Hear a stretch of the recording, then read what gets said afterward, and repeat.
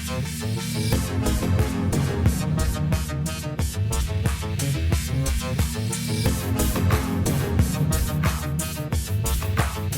Sci-Fi Film Podcast.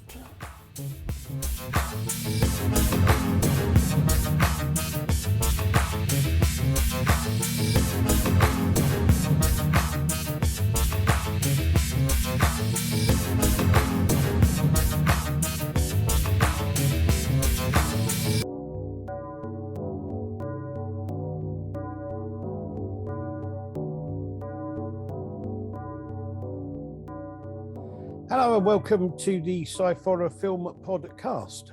I am, always have been, and may always will be, depending on my mood at the time, Andy Walker. And I am here with my son, Scott. Hello, Scott. Hello there. Hello. By the way, you were saying that, is that your mood called Andy Walker, or is you are called Andy? No, well, I'm called Andy Walker, but sometimes the mood I'm in, I want to be called Eric or Cedric or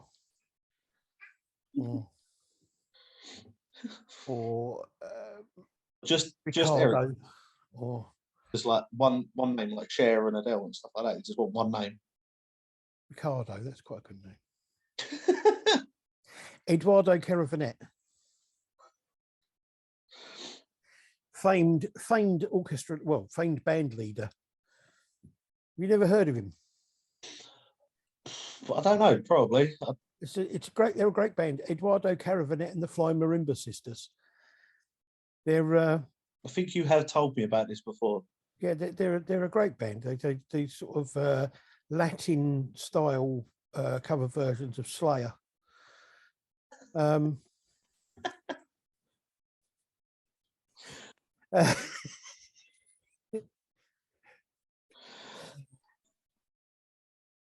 Yes. So So anyway, yes, we're doing film reviews. Remember? Yeah. Yeah, that's what we're here for. Why wouldn't we be here for that? I don't know. Anyway, so yes, we've done 2 short films and another one that's longer. I don't know what's the matter with me tonight. I really don't. I still think that maybe we were right and we should do this in the all of this entire show, either in sign language or mime. It wouldn't be great for people listening audio only, but hey. You don't have to confuse the people with the audio only to whether or not their device is playing up or not. Yeah. Anyway. So the first film that we did is a short film called Spin Cycle. It's a film by where are we? Lucia Taro. Yes.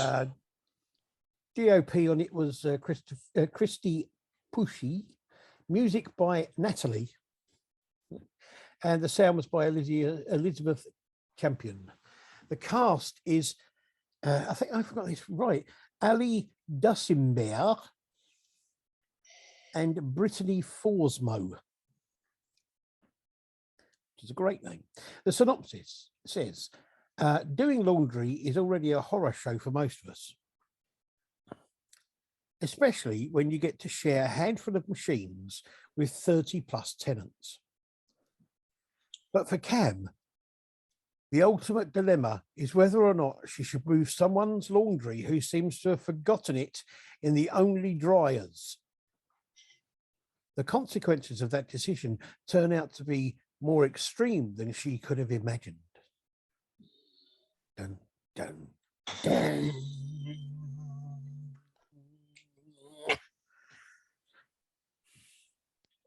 So there you go. What did you think? I actually sort of like this. It's very bizarre. I liked a lot of aspects about it. I think the ending to it was very weird. Well, to be honest, the whole film was very weird, but the ending was sort of just topped it. But there was a lot of, I think, the stuff that I did like about it, like the sort of the music and the sounds that were being used in it weren't over the top and weren't like in your face with a lot of it. I love the way that there was a lot of stuff going on in the background. Yeah. That was to do with what was happening, and it wasn't sort of made obvious, but it was there just to catch your eye. Yeah. And I think that was very well done, and I love the way that was done. I love the sort of use of the tension and the atmosphere that was building up. I don't know. It's just a very odd film. I think it's the beginning of it is really well put together, really well edited and cut. It's got a really good look and feel to it, to the beginning part, and then suddenly the atmosphere changes and it's really great. I really liked the shots that were done from the inside of the dryers. That was really clever. It looked really good the way it was done. It was really well paced as well. It didn't feel like it was rushed, but it also didn't feel like it was dragging and it took ages. It's great. I agree with what you say. Things in the background, like when she throws the rubbish in the bin and there's something in the background that you kind of like, but you don't see it immediately. You only actually see it when she's going out. It kind of catches your eye as she's leaving, which is quite cleverly done. But I think it's great. I think it's a really good, it's great effects and it's great tension, as you say. And what I like about it especially is you don't see the kill, as it were. No, you know it's happened. It's another one that's been sort of a suggestion of how it's been or what's happened. Yeah, I think the way it's done and the way the sort of and as well with the acting of the woman that had it done to her was very well done because it was very believable, the fear and the sort of terror that she was feeling. I think helped make that scene so much better. The character that was kind of like the whatever it was that was doing it to her, that character was very well acted and very well done as well. It wasn't over the top. It wasn't like you go, oh, it's another one of those that's going to be moving weirdly and all this. It was really well done. It was. I'd actually liked it. I really liked as well the fact that because I've been in corridors and stuff like that with the way that was set up, and the lighting was very well done. It was very sort of realistic to it, and I loved the angle, like you said, the angles that they had with the camera work. Not just the ones in the dryer, either. Sort of look at when they were looking up at her, and the sort of ones for the shots for the ceiling and stuff like that. The thing was, because there were some shots with things in the background, when they would had the strange camera angles, I kept looking in the background to see if I could see things, and there was nothing there. Yeah, I did. I found myself paying a lot of attention to, a lot of stuff that was going on in the background as well, to sort of see if there was any movement or any hint to what was going on. But it's a really good film. I think it's really well made, really well put together. Definitely worth a watch. The second short film is called Joke's on You. Now, this is one that's made by Social House Films, and we've done lots of theirs before. Yeah. Directed and edited by Aaron Fradkin. Written by Aaron Fradkin and Victoria Fratz, who's been in a lot of their films. Producer was Victoria Fratz. Visual effects, Sam Evenson. DOP, Keelan Carruthers. SFX makeup, Emily Margaret. And the music was, of course, by Robot Disco Puma. The brilliantly named. And what I love more than anything about their films is the fact that the synopsis is always just one line. Normally it's what's in the other room, but in this case the synopsis says laughter is contagious. Yeah, it was quite weird actually watching one of their films, reading the synopsis, didn't say what's in the other room. Yeah. I thought it was excellent, to be honest. I thought it's a really well made film, as all of their ones are. What I liked about it was, although it was mostly set in the dark, it wasn't too dark so you couldn't see anything, which so many films, if you're in a dark house or anything like that, it's so dark you can't see anything that's going on in the background or what's going on. It's a very odd film. Yeah, and that's saying a lot for their films. Just a few of their films. We've done reviews on some of their films, and we've said the same thing about the fact how odd they are. But Yeah. this just, I think, is a new level for them. It Yeah. is just such a bizarre film. I was saying, I love the concept behind it, the whole idea. Yeah. I think amazing. I love the use of the violin music that was in it, the sort of build the atmosphere and the tension to it. The makeup effects I thought were brilliant. The makeup effects, the way it was done, and I actually sat there looking at it, seeing whether or not you could see when he was moving, because obviously it wasn't his teeth. But the whole thing about it was amazing. Again, it's another film we've watched with the people we've liked, where I want to talk to them and just make sure that one of the actors in it is the fact that we've seen him in some of their other stuff. The guy that turns up and tells jokes, and he plays their characters, stuff they give him, so well. Yes, so convincing. The thing that I wasn't sure about with it, because the guy in the house is obviously going through some stuff. Yeah, I couldn't make my mind up whether it was real or whether it was all in his head. Yeah, I think that's a good way of them doing it. I think if they had done it like that, it was a great way of sort of throwing the idea whether or not it has actually happened, or if he's to make himself happy and it's gone too far. And what I liked as well is that there weren't. I mean, there were a couple of almost jump scares, but they weren't really jump scares, but it worked the way they did it. You know, and it's a very interesting film, and I think it's great. I really like it. I think it's I love short films that leave you at the end feeling like you've watched a good film. Yeah. You know, and that did. It made me, I was quite happy at the end of that to think, I've watched that's, I've enjoyed watching that. That was a good film. Well, what I liked about it as well is the fact that with the synopsis as well, and the way that they end that film. Yeah.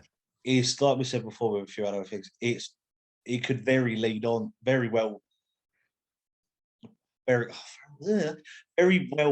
easily, if that makes that's not even English. You know what I mean? Yes. Easily used to move on to a longer film, like to do that, and then the title sequence comes up, but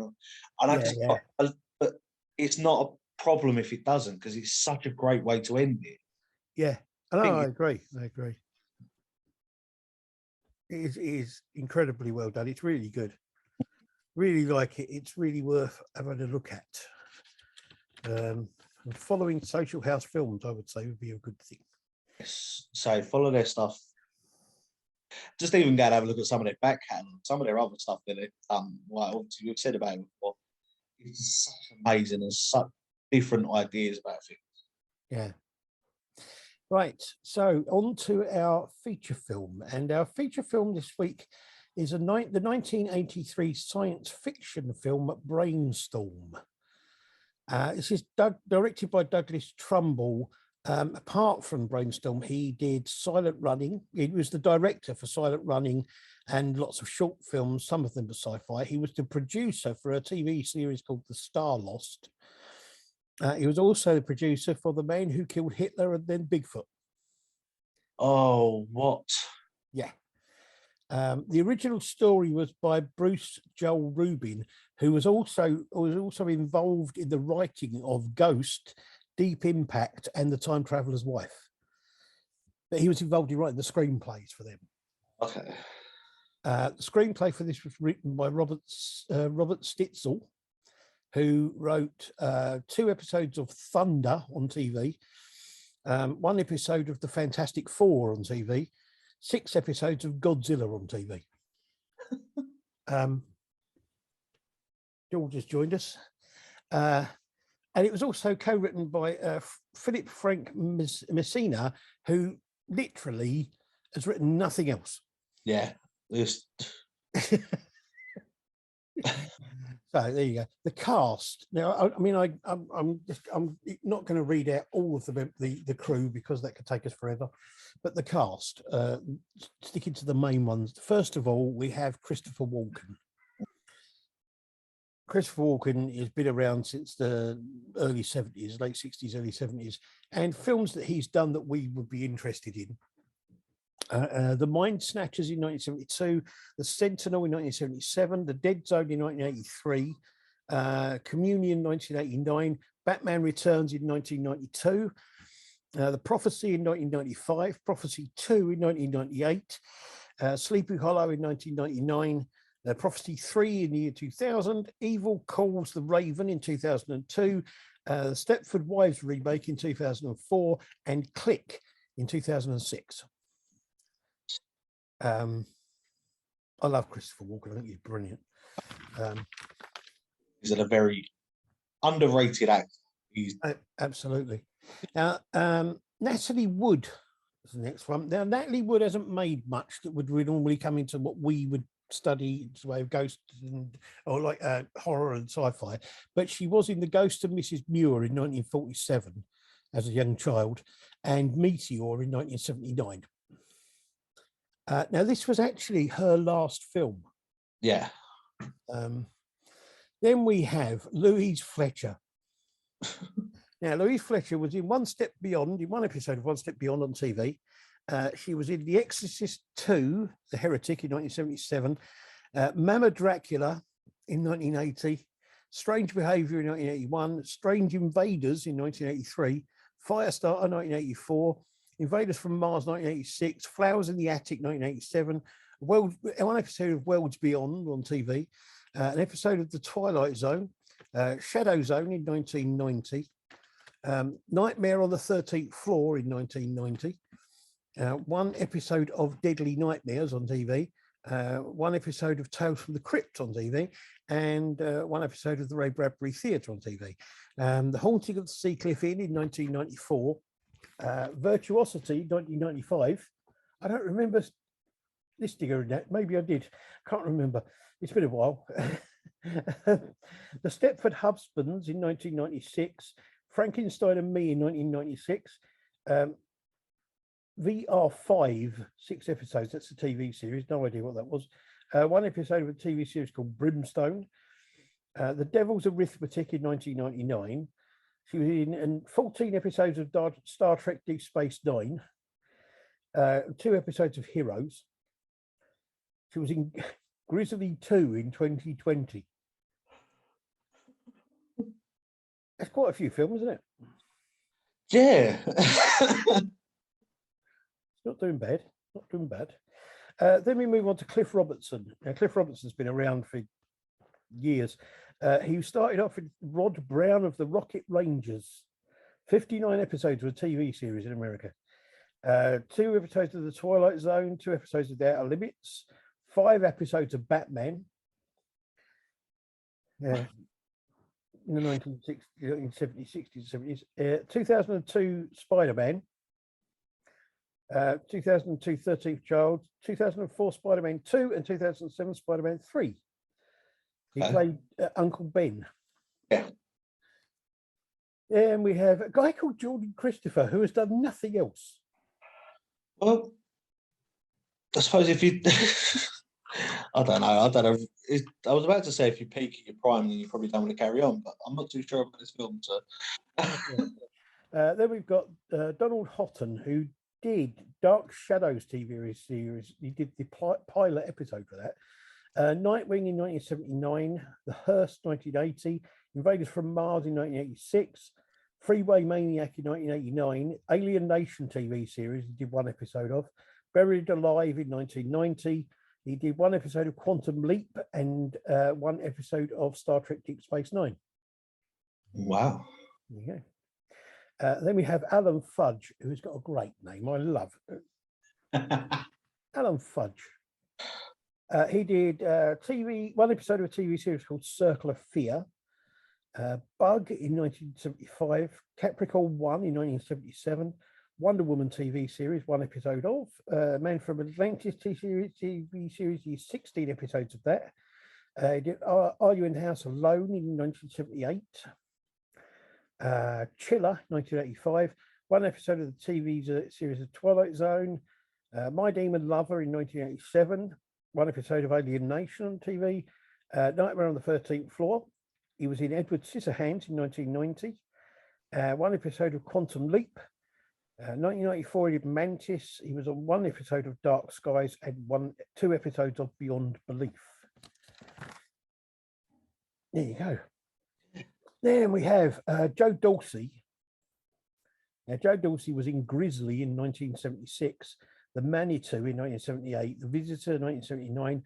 He was in one episode of The Incredible Hulk on TV and one episode of Voyagers on TV.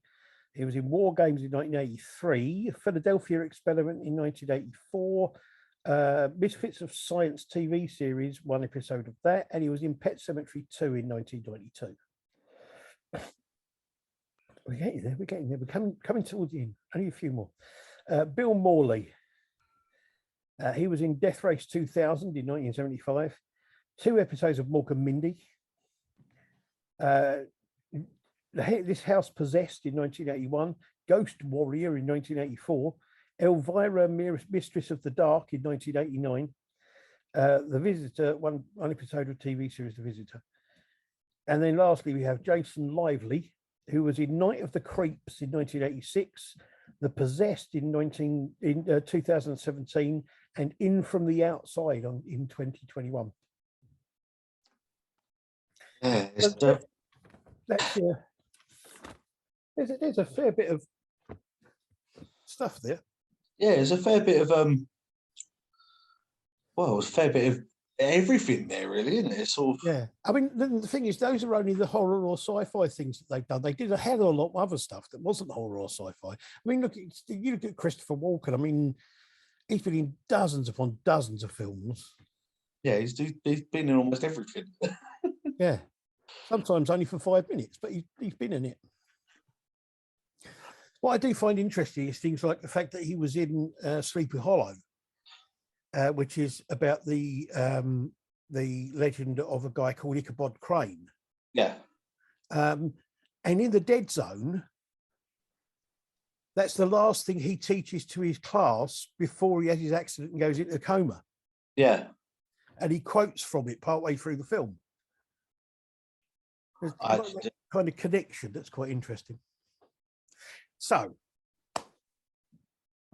there isn't really a synopsis for this film as such. I didn't see that much of a kind of tagline either, because that wasn't in 1983. They didn't really do taglines that much. Hang on, I just need to move. Sorry.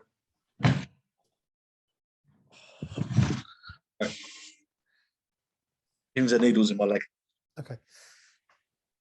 In 1983, they didn't really do taglines as such, so it was a bit, but suffice it to say, this is a science fiction film about the invention of a machine that can give you the experience or give you the feeling of the experience with somebody else, what somebody else has done, and it then goes on from there. What did you think?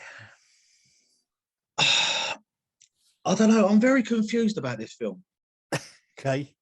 And not only because up until the last sort of 20 minutes, it was very confusing about what was going on. But I still don't know what the hell everything was going on. It seemed very confusing, because it seemed almost at the beginning that they were starting to make a sort of almost like modern day VR, virtual reality sort of to deal with more of feeling and tasting the experiences of someone else. Yeah, dealing with their memories and stuff like that. But halfway through with what happens to the head scientist and stuff like that, and then how it goes on from there, I was very confused whether or not it was actually her memories on what the whole experience was about. Right. Okay. I'm gonna say what I think. I mean, it's okay. I really like this film. I think the title sequence is really good, interesting and well designed. What I would say about this film is it's got all the usual sci-fi tropes and elements. New super invention, which, as you say, it's like a helmet that gives you not just the experience of what somebody else has done and seeing it through their eyes, but the way they were feeling when they did it. Yeah. So you get a new super invention. Government and military try to take it away, to weaponize it. The inventors try to stop them. That's a fairly standard sort of sci-fi thing, but it's also got this link to kind of religion and faith. Yeah.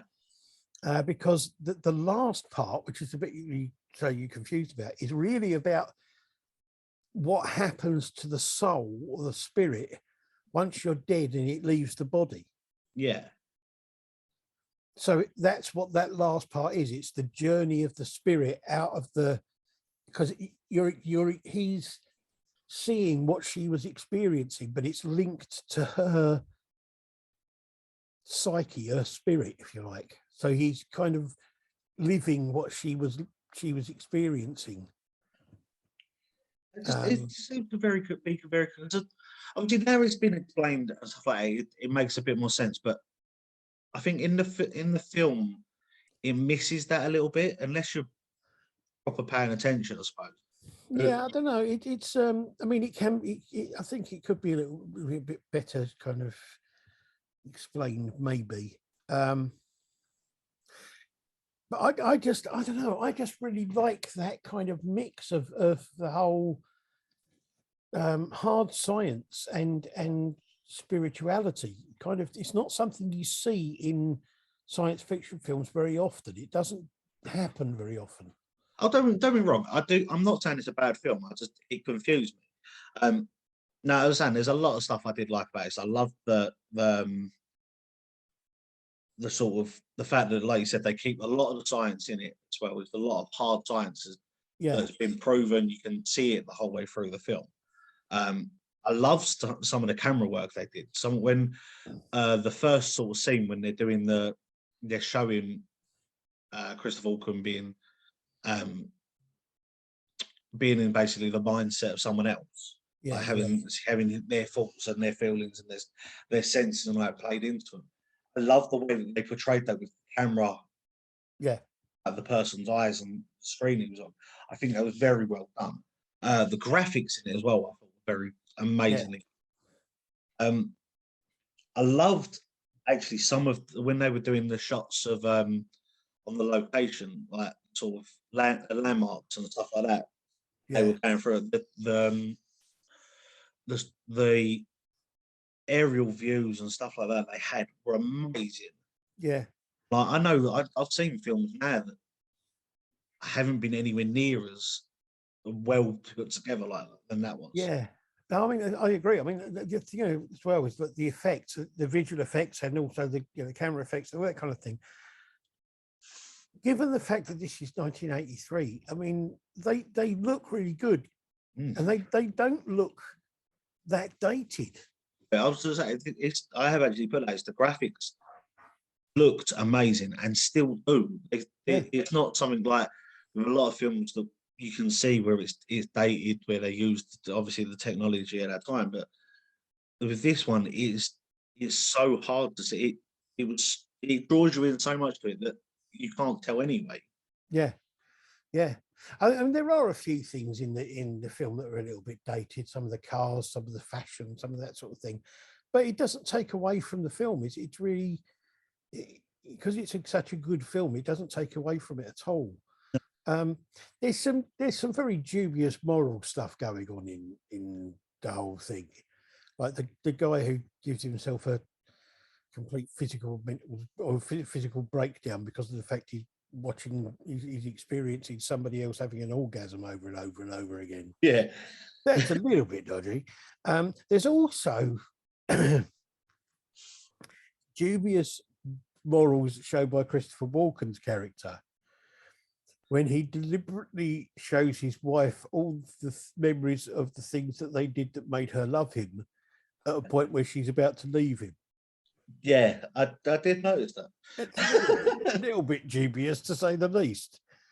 When they portrayed it as the fact that showing that experience in that time, like, can sort of alter your mind, the person that's watching it, their mindset. Yeah. For him to then go, oh look, here's all the good things, and make her feel them again is sort of a bit sort of go, hang on a minute, that's a bit. But then also, he's the one who then is very moral about the fact that he doesn't want the government to use it to do that kind of thing as a weapon. Yeah. You know, and he's like, well, you know, the only bad thing about this entire film for me is there's a scene in it where they're trying to get back the tape reel of the head scientist, the one she did when she died. There's a whole section where it shows you these robots that are packing all these headgear and all this sort of thing going wrong and deliberately smashing stuff up, and they can't stop them. And for some reason I couldn't work out, they decided at that point in this film to try to inject some humor into it by having the guards coming in when there's foam. For some reason, there's foam goes everywhere. The guards come in and they slip over and they can't aim, and the robots are squirted them with water. And it's like, why is that in there? It really does nothing for the film. And it's not even, get the way, George, it's not even funny. That's the whole point. I was very confused by that. To be honest, that whole bit, I get the fact that they would what they were doing was trying to derail the whole organisation and the whole factory. But the whole bit of, the security guards sort of fighting with the robots and slipping over and all. It's like, over in the foam and that sort of, it was almost embarrassing to watch it. It was kind of like, oh, please, could we just... Yeah. I don't know. I think that's another bit added to the confusion. It's sort of a bit adding into it. It's sat there and thought, what's the need to have that there? Well, the rest of the film is quite serious and quite sort of like well put together, and then that in the middle just kind of, or not even in the middle, towards the end, it's kind of like, what? Why would I don't get it? It just, I don't know. It just, I've got to admit though, I will say, for talking about the robotic arm bit quickly, I know people that have used machinery like that. Yeah. Now, how hard it is actually to program, control. Hang on a minute. I'm just fighting with a cat. Come on. Get off. I'll frame off the table. It's all right. How hard it is to control and program them robotic arms to do what they do. Yeah. Have it do the stuff that it was doing, the whole, like the fights and the bits like that to do, must have taken a long time to program or even get to do it perfectly the way it was. Yeah. So I will say that I'm very impressed with the controlling. I don't know. I think the whole bit with the bubbles just. Yeah, I don't know why the bubbles were unnecessary. The squirting water was unnecessary. It just didn't. It didn't add anything, and it just made me feel a bit embarrassed to watch that section because it was just like, why is this in here? There were a few bits that I did pick out, like when they have the security doors locked on them, and the team of scientists and the security guard managed to get through a door which has got strengthened glass in it because it's got the metal through it. Managed to get through it with a chair. Yeah. The guy that had ordinary glass couldn't break it with a fire extinguisher and had to use a circular top. Yeah, well, yeah, but I just get confused. But I'm like, hang on. But I'm just saying, other than that, I liked the film. It was, confusing in places, but I think the whole hard science behind it and the factors and the bits behind it were very, very well done. But it's also, it's got a great, there's a great sort of story of people as well involved, and the way that they interact with each other is really good. Yeah. And it works really well on that front as well. Yeah, I think I did like it. I like the fact that as well that there were parts of it, obviously, the bit with the son having the when he watches part one of the the recordings and it makes him have a mental breakdown. But it wasn't over the top with it. It wasn't like obvious, and sort of he could have taken a different way of him sort of going off on one, but the way that they were sort of almost trying to sort of hush it, like the company anyway, were trying to sort of hush it and make it so nothing was seemed out of the ordinary and stuff like that. It showed what it still does show what companies will do to make sure the bad press. Yeah. I think there were a lot of things about this that I did like. There were a couple of bits that confused me and I was a bit sort of about, but I do like it. Yeah, I think it's a great film, and it's got a great look, a great feel to it, and it's really good actors and some really good characters in it as well. It works really well. Oh yeah, I don't know.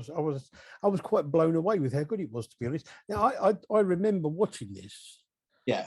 Probably back in let me think. Yeah, probably back in about 1983. Not long after it came out, I probably got it on video or something and watched it. I don't remember enough of the film. I didn't remember enough of the film to, to sit there and go, oh, I remember this scene or I remember what happened. But I'd actually completely forgotten how good the film it was.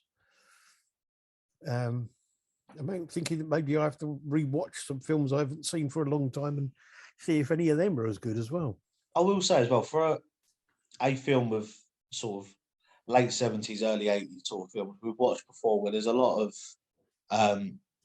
nudity or stuff like that thrown in for no reason, or a lot of sort of sexualization of women anyway. Yeah.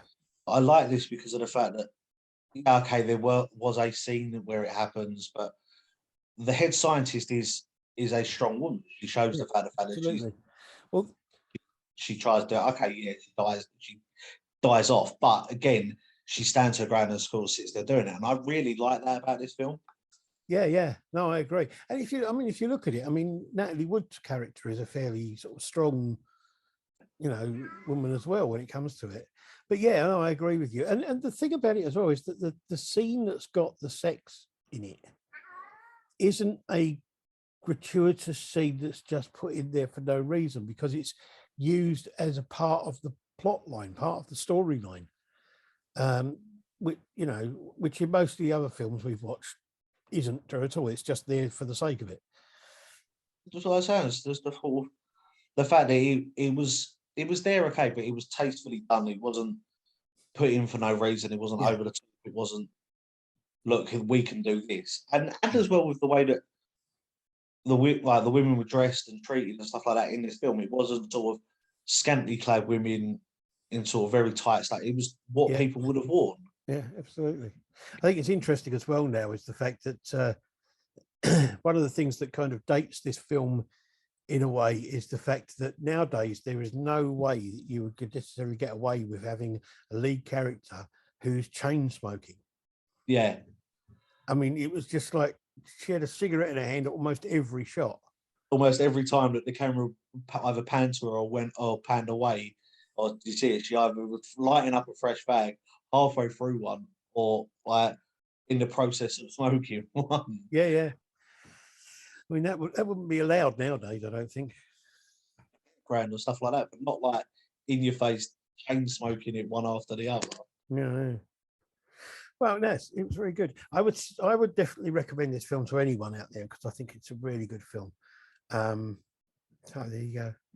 So that's our 3 films for this week: Spin Cycle, Jokes on You, and Brainstorm.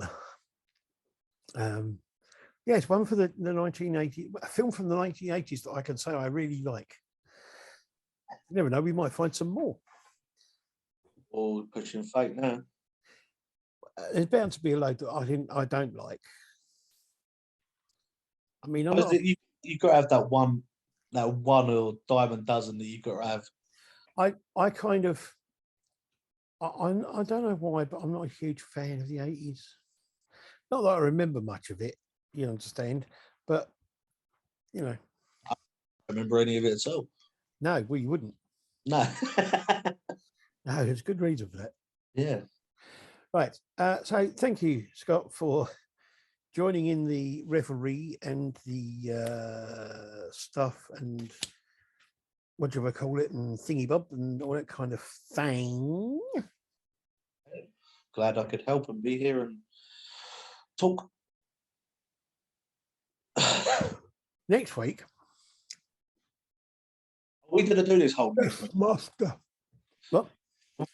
Whole next week? Because we keep apologising. No. I've got this now. I've got this. Next week we have an interview. With that I did with Nate Thompson, who, if you've been watching, listening, or whatever for a while, you will remember is the man who was the maker of Cult Affairs and The Cult Leader. And I will be talking to him about those films and about his future plans. Yes. Next week. And all that kind of thing.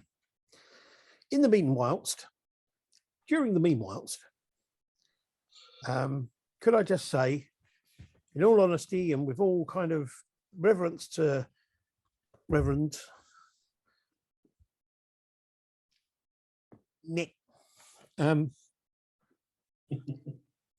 like to say bunny badger. And if you don't know what that is all about, check out the Singularity Collective. That's all I can say. Right. Until next week.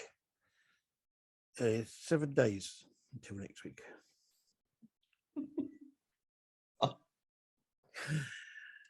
I'm going now. I'm going to go mad. All right. Bye, Scott. Bye-bye, everybody. Bye-bye. Bye. Yeah.